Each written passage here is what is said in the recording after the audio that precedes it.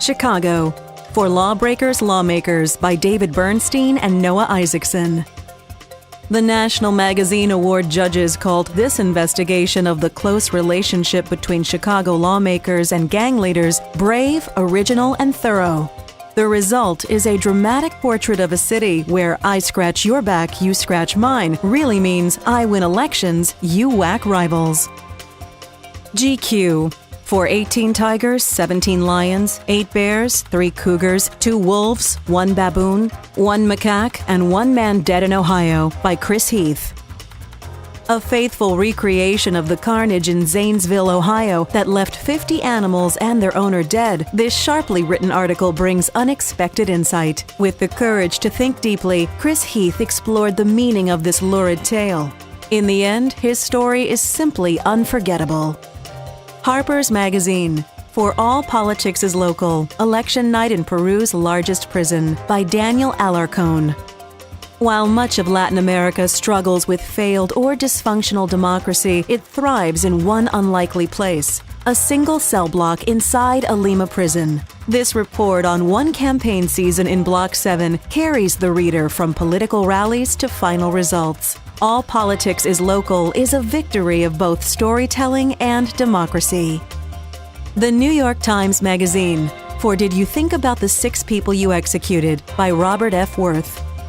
Inside another prison, this one in post-Gaddafi Libya, Robert F. Worth found 11 supporters of the old regime, men who tortured and killed their opponents, including the brother of one of the militiamen who now held them captive. Bravely reported, brilliantly written, this article is a frank and troubling answer to the question, what is Libya now? The New Yorker. For the Implosion and the War Within by John Lee Anderson. These stories trace one nation's inexorable descent into civil war. John Lee Anderson traveled across Syria, from loyalist cities to rebel strongholds, to discover why the rebels fight, the regime endures, and the carnage continues. Based on the evidence here, Anderson's fearlessness and discipline are equally impressive. Texas Monthly. For Hannah and Andrew by Pamela Koloff. Hannah and Andrew makes the case for the innocence of a Texas homemaker now imprisoned for murdering her 5-year-old foster son by force-feeding him salt. This is one of 2 stories by Pamela Koloff nominated for National Magazine Awards this year. Her 2-part series, The Innocent Man, is a finalist in feature writing. The Texas Observer. For the Deadliest Place in Mexico by Melissa Del Bosque.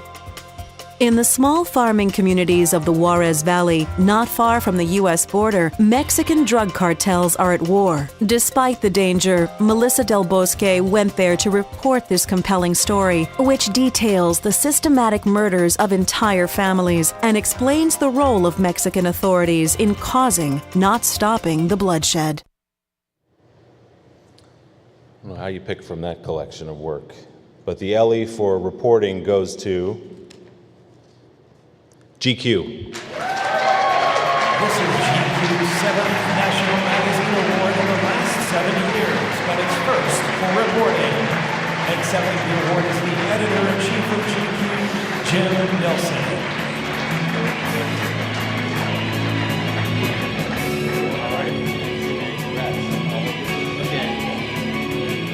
Thank you. I know you're all not even listening to what I'm about to say because you're all watching the cheetah video.